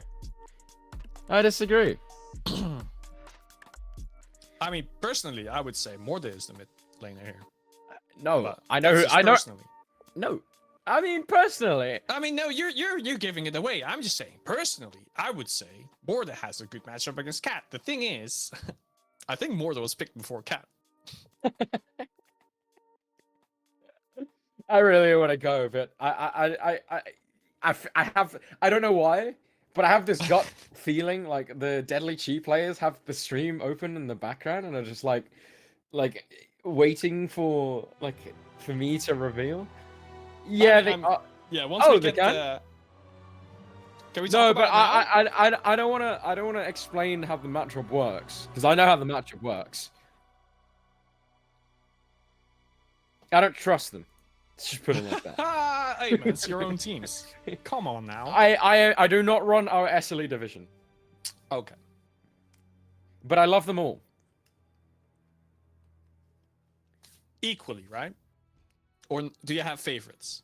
Of course, I have favorites. What the hell? I won't reveal them right Yeah, now. you It's like saying do you like your first kid the most or your second Oh, kid? no. You're like, yeah, definitely the first funny one. thing, Fuck the second the one. funny thing is like, I was thinking about this the other day of like our SLE teams. They literally are like eldest child, middle child, and youngest child. Of like the way I view them personally. I don't run the middle division. child. So no one cares about the middle child ever, right? I won't say who is what, but I don't know if someone wants to try and figure it out. That'd be interesting, I guess. Which one are Nebula? You're like a hybrid between the eldest and the youngest. Huh? So okay, so middle. Okay, got it. We give, I'll admit it. We do give Nebula the king treatment, like the youngest child, right? But, yeah, I don't know. Whatever you need, guys, let us know. Basically, kind of thing. I mean, listen, I don't have too much to say because I don't want to reveal anything. But, how's your day? It's Yeah, do you busy. want to know? Do you want to know a fun fact? no. I've had a I'm banger just day. gonna say it anyway. I've had a banger day. Would you like to know why? No. Okay. How are your noodles? My noodles? Yo, can you not reveal what I was eating? for my dinner. How are your rice noodles? Rice noodles. Yeah, they were rice noodles. I said they were egg spaghetti, but then you say, no, they're rice noodles. I mean, there's a really big difference. I think people in Twitch chat can vouch for me. Rice noodles and egg noodles are two very, very different things. Chat, please educate this man. Man, I'm white. Whoa, Even if you tell me about, even if you tell me about food, I still don't know it, but I will steal it. I see. Balthazar, I don't know noodles. I'm only good at why like not? in the Netherlands. We're only good at stealing cultures. That's all we do. I see. Have you ever tried not stealing culture? No, that's cringe. I was told. Then we get mashed potatoes with vegetables and a sausage or something. That's what we get. Loco says, I'm Norwegian, I only know spaghetti. I swear, right? I could be wrong, correct me if I'm wrong. And but meatballs. Scandinavians, like, when they eat spaghetti, right? Don't you guys just put, like, ketchup on it? Excuse me? I have a friend who puts ketchup on it, but even I know that is like you do. You could you might as well burn the American flag or something. Oh. Well, Loco had ketchup on his spaghetti. Oh. Ruzu had a hot dog. Balthazar, what did you have for? This is why you're the middle child, Nebula. No, they're not, Nick. Don't say that. No, they're not. They're not the middle child. We love Nebula. Well, let's see who's going to win the mid matchup, though. Okay, boom. As I said. Astra Lupa are going to finally, I'm unleashed. I can finally discuss this bloody matchup. All right. I don't think it will be discussion. I think it will just be you be yapping.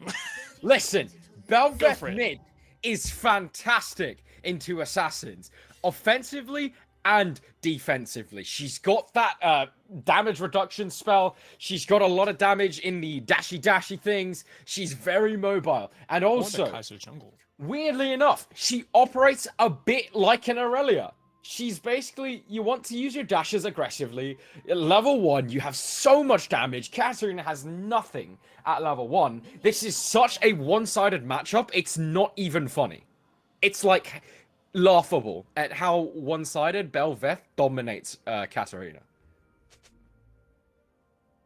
Well, we will be seeing it very soon, of course, as we're still waiting for the minions to get into the lane and start this laning phase. Of course, I want to touch up on JL getting Mordekaiser as the jungler as well. I think he has great tools to gank, of course, with his claw, pulling people in and then just slapping a big mace on top of their head.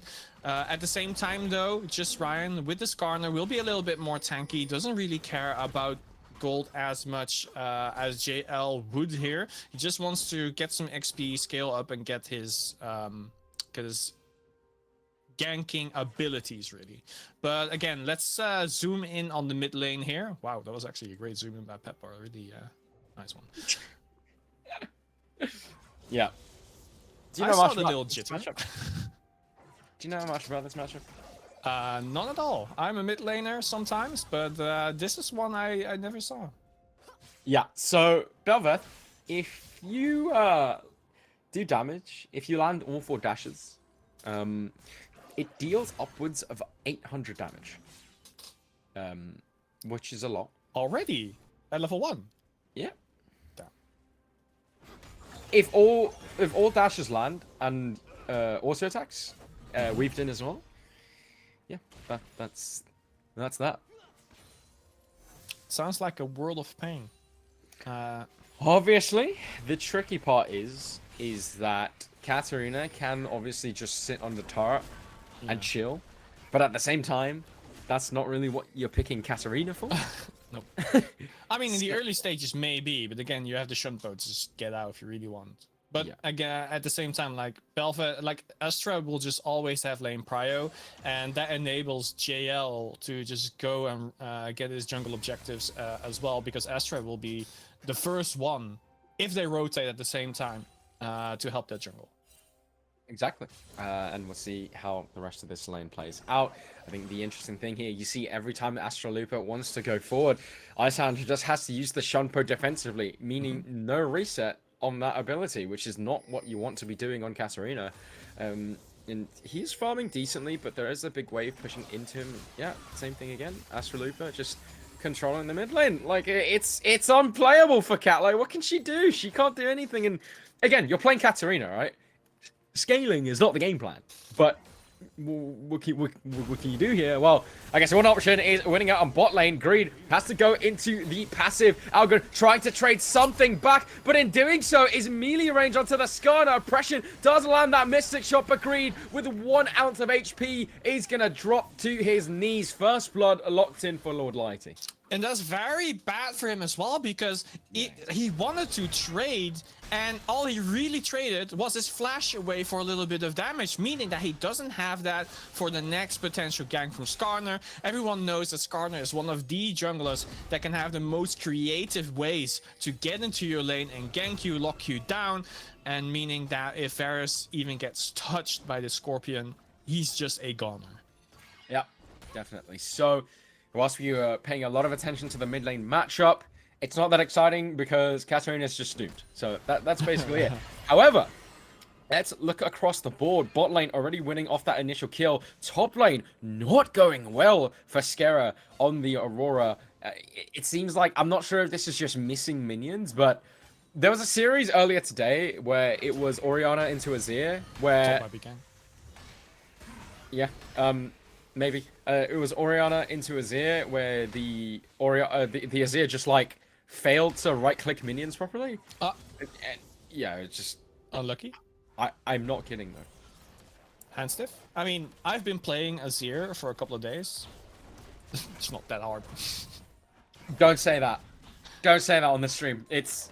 Don't give them the truth. You would think so. But that's not really what happened. I advise you to go watch that series back. It was entertaining. Okay. Well, mid lane won't be as entertaining, but we do see a potential gank coming out from Zac. The thing is, I don't think Katarina will be using her Shampoo offensively, so they are just going to go for the grubbers here. As we said before, Chitaly again really focusing the Void Grubs, really wants those pushing lanes. And they're basically getting it for free here, but we do see Skarner is going to the dragon, so I guess they want the early Drake here. Yeah, it's going to be a trade of objectives. The Void Grab's much better for the Bel'Veth. However, and that being said, look at the mid lane CS lead. I will say, Icehound is commented as like one of the strongest mids in the league. Top 2 minimum is usually what people say, but this series, in terms of laning, you have to give it to Astralupa. She has dominated Icehound in the matchup. JL is here in time to contest this. Dragon, Just Ryan, stuck in the pit, does not have level 6 and is now being sent to the Death Realm as that Dragon is now open to take. But once JL comes out of that Death Realm, he can just claim that for his own, but it's smited away by Just Ryan. He is now stuck in the pit by himself, and this should be a kill donated to Astralupa. But they did get that Dragon, which is important, but gosh. But not that important, maybe. That's the big thing, right? Yeah, because now you've given a kill over to a Bel'Veth, who is kind of already winning the laning phase. Might even go aggressive onto Icehound here. She is in the middle of a large minion wave. Icehound trying to dodge away. Astralupa might just be getting a solo kill in the mid lane as Icehound now trying to trade back with something. But look, she can't do anything into the Bel'Veth. It's an unplayable lane. What do?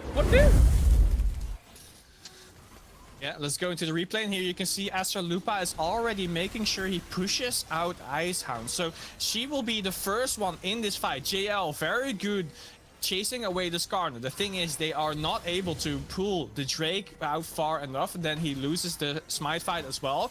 So just Ryan at least gets the Drake, but they do claim his life in return. Yeah. They do get that kill. It did go over to the Bel'Veth. I don't think... Wow. Yeah, that's all. I don't think... I mean, okay, had that kill gone to maybe Mordekaiser, it wouldn't have been as bad, but the kill going to Bel'Veth, like, Katarina visibly is already struggling in the laning, and it's going to become even more difficult now. Yeah, of course. Right now only has a pickaxe, so if you just look at the items, I would say it's still quite even. The thing is, you do see a tiny lead from Astralupa, and with that kill, it's even bigger. But at the same time, top lane, the solo Jeff. kill from Jeff. Yeah, he does get a solo kill, but he might be returned as JL arrives into the top side, doesn't have the ultimate, misses out on the E. Jeff gets the knock up. He's going to try to get away. He doesn't have any mana. JL's going to get that passive proc underneath the turret. So close to finishing off that kill. Last Q is going to bonk him on the head. And that's a kill into the hands of the King of Death. And that's a massive pickup for JL. Yeah, and not just that, he also will get a plate. Yeah, he will get So a even... plate. Yeah, so even more gold being funneled into him. Of course, he does push out top wave as well, so the wave is able to reset and slow push towards Capareza. At the same time, though, they do want the vision here. Icehound is trying to get at least something, but you can see that, like, really thinking twice about pushing into the lane, because there might be a few champions in the lane very soon. At the same time, though, JL is coming back by Algren. Yeah, Algren taking a lot of mystic shots to the face. He's going to be forced to recall on this wave state. Not going to be good for the Varus. I'm actually curious as to how this Varus is going to fit into the rest of the game, because he's already quite far behind. Off the back of this recall, is going to be put even further behind, and it's going to be a tough situation for the Varus to get into this game.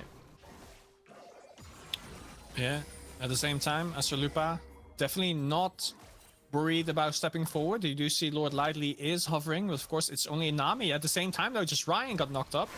Yeah, Engage coming out here. Sounds JL looking strong onto the Mordekaiser. Impale is going to come through, but that passive is ticking away, and he actually just got himself killed. It's just right. Going to drop to 0-2. And this, okay, so this drop from Chitaly, this is what the people were looking for them to do. They're a wacky group of players, and they've been trying to draft random stuff playing to the meta. No, draft like this. Be weird, be quirky, stick to your personality, and it's working fantastic this early game. Yeah, we do see Ezra using the ultimate. The Algren actually has no health, and I think it is going to be depleted now. Yeah, he is going to die. I wouldn't recommend flashing away from Katarina. The kill was stolen by Lord Lighty, though, which is really bad for Icehound. And Astralupa's going to come around the side to get her second at the game. And if disasters weren't shown on your screen, it is being shown right now. The gold is in the pocket of the fish, which is not what you want if you're Deadly Chi. Okay, JL quickly stealing a camp. Again, we have talked about earlier, Skarna doesn't really care if he gets counter-jungled a little bit, because mostly scaling off of XP. At the same time, though, as you said, that's money going to the wrong person here. Yeah. Nami having 2 kills, Ezreal having 0, Katarina having 0. Yeah, and, I mean, she's sending CS down already. Now 2 kills into the pocket of the Bel'Veth. Very, very behind on the Katarina. It does have the Nash's Tooth, but I'm assuming Astralupa is yet to recall. Would be interesting to see the gold lead. They are hanging around looking for a potential gank onto the Bel'Veth. Bubble gonna go wide. Just Ryan not even finding a tag onto the Bel'Veth. Does have that rock, but I mean, we all know what Bel'Veth does. She is a slippery little stingray. Even going to get the knock up onto Lord Lighty. The Bel'Veth mid is absolutely going crazy as Oppression is having to run away. He is still full health and still firing mystic shots into the hearts of Chitaly. Just Ryan going to pin Algren to the wall, and Icehound has now arrived. This might be his moment to activate. He gets the Death Lotus off. Gets 1 kill on the second. Icehound has gone absolutely insane in this bot lane team fight. He finds 3 kills. The 4th goes over to Oppression. And if the early game was looking rough, it's not anymore, baby. He's come back in, found the resets, and he's now 3-1. Wow, and that is such... I'm almost gonna say that was kind of it, because you saw that JL Astralupa was in the bot lane being ganked by a full squad of the Deadly Chi. Algren, Green, and JL were hovering around the Drake. As you can see here, they were going for a fight, and then just Ryan said, you know what? I have no mana. I don't care. Ezreal has no mana. I don't care. KAA is here, and they used all of their cooldowns already, and only the dragback could really save them, but for what? They were already low health by the chunks from Ezreal before. They could just clean up here. That Katarina's so broken. She has a Nash's Tooth, by the way. What is that damage? With the one item? Man. I mean, the ultimate skills with on hit and attack speed. Okay. Well, that's not good for Chitaly. That's Nope. probably the furthest thing of what they wanted to achieve. But I mean, my question here, right, is like you see that Skarner coming through with the E, and it looks like the front line of Chitaly just went, make way, open the gates. Our Varus is here, please take him. He's all yours. Oh, And then you don't want to fight with this Ezreal right now. yeah, oppression very, very strong, especially when buffed up by the Nami. It does have the Staff of Flowing Water. JL is here, gets the pull back onto Lord Lighty, throws him into the Death Realm. Is going to dodge away from the bubble as well. Lord Lighty might be in danger here as JL, one more Q, is going to land the kill. Now oppression in a tricky situation, but Icehound, a very strong Katarina right behind him. And yeah. I think right there, he could have just 1v3'd. Oppression is that strong right now. Has the safety, has the poke as well. Look at that. Oh, if that WQ with the auto attack hit, Astralupa was dead, even though she could lifesteal so much. Yeah, and again, it's a really nice early game from Chitaly. The start of this game went fantastic, but it is now gone very, very south. It's gone the direction away from Chitaly. And whilst the gold lead isn't massive right now, a lot of the gold is in the pocket of the Katarina. And, you know, that was a fantastic cleanup fight. Oh. She is still going to find it difficult in this game, regardless of what happened in that fight. Yeah. But I think Chitaly now know... I mean, first of all, block the bloody Skarner engage for your AD carry. Don't just make way for it. Like, they kind of just left Algren to just tank it himself. Secondly, don't overextend in these fights, because that Katarina will just come in and one-shot everyone.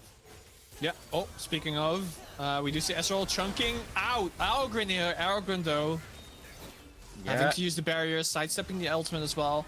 You could say wasting the barrier, but, you know, better safe than sorry, I guess. Yeah, I mean, Algren, this is kind of the criticism that has been said about this particular player. He's just an easy target.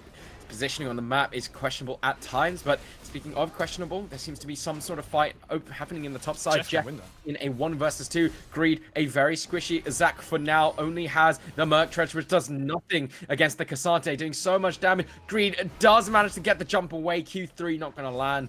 So top side of Chitaly will get away for this one.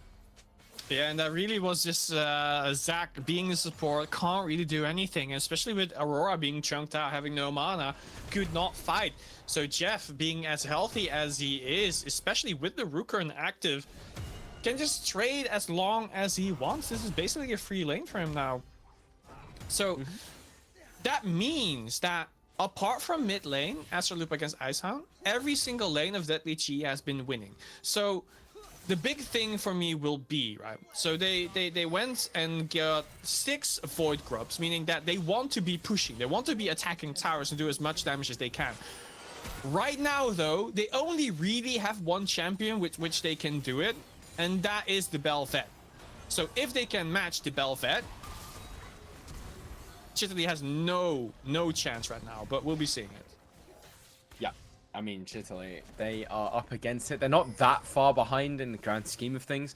I think the one thing that they are looking towards is that dragon counter. It's not looking great for Chitaly, and the approach is going to be even more difficult. Varus has gone hubris. He's got 1 assist, so he's probably not got that many stacks on that one. Just Riot, once again, going to pin him to the wall. And even though the Death Realm is being put onto that Skarner, I think he's going to be fine. Okay, actually, JL does a lot of damage. Just Ryan pulling him over to the wall, but further away from his own team. Oppression almost being brought down by the Aurora. Icehound here, now arriving to the fight. And again, still going to find it difficult if they are not straight up assassinations. And Skera stepping forward, gets tagged by Just Q. And I think that Aurora is going to die. The kill claimed by that Katarina once again.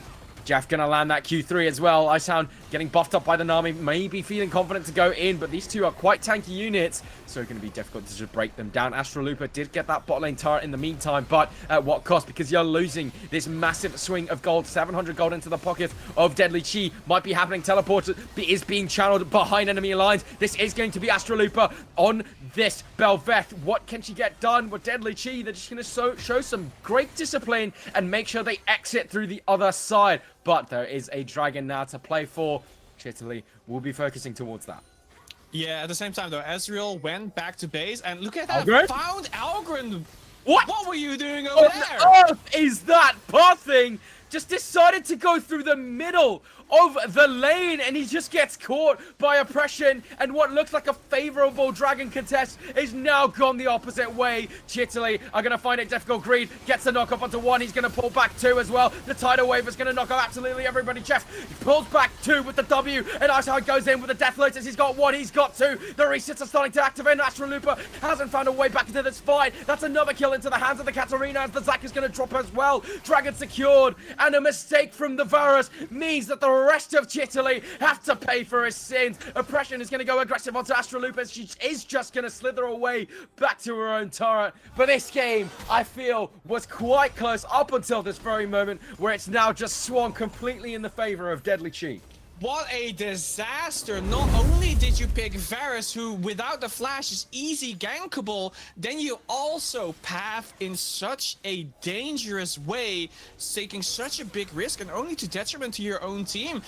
And you can see in this fight, Zac tried to salvage a little bit to actually go and contest the Drake, because Soul Point is being threatened by Deadly Chi, but without the Varus damage, there's nothing they can do here. Belveth tried to get into a position to get some damage done, but simply couldn't.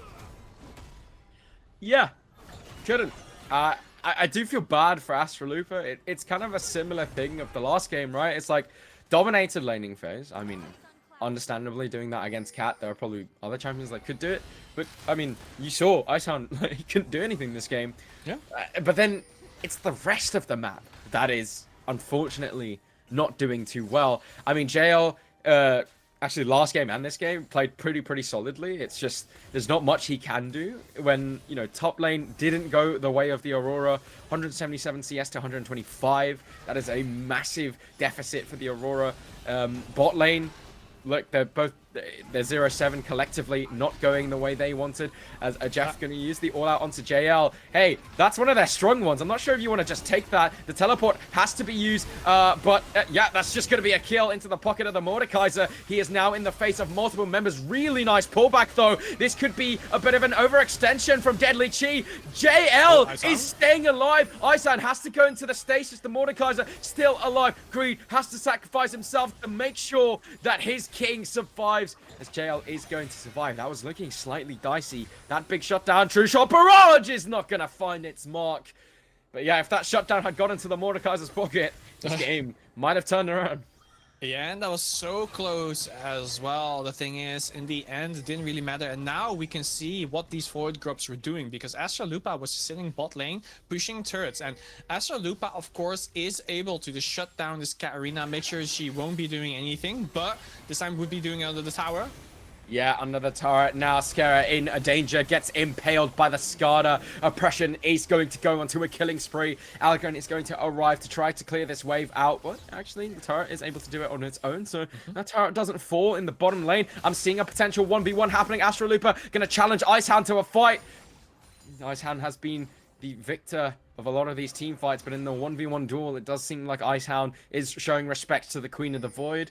We'll just back off there. But Deadly Chi's a siege on that top side. It does continue, and it looks like Chitaly are running out of options in this game.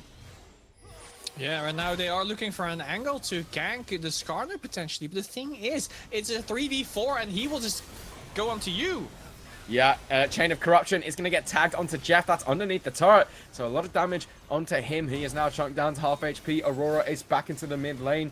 And, well, I mean, Deadly Chi is going to take the safe route and just back off for now.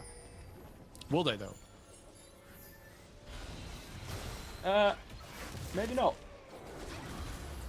Well, Lord Lighting could be getting caught, but Greed can't use any... Oh, no. Oh!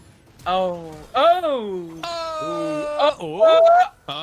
Oh. It's like a tennis match, eh? Wait, what?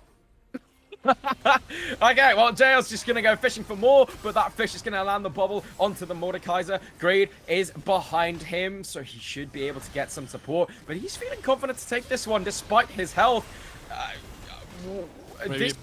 This is confident?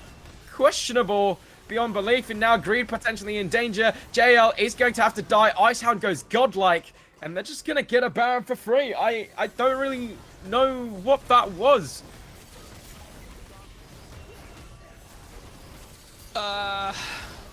Yeah, a donation to a charity, maybe.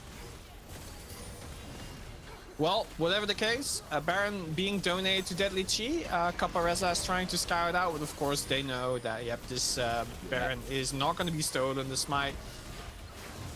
I was holding my breath because I have cursed that many more times, but again, Varus does get a tower in return, so at least that is something. Yeah. I mean, that is something. They're actually even getting themselves onto the dragon here. While the resets of Deadly Chi are coming in, they might actually be in time to contest this. Algren is very, very weak right now. Doesn't even have the mana immune completed. They do get the dragon. Hey, pick 2 junglers and secure the Drake even though your jungler is dead. Alright.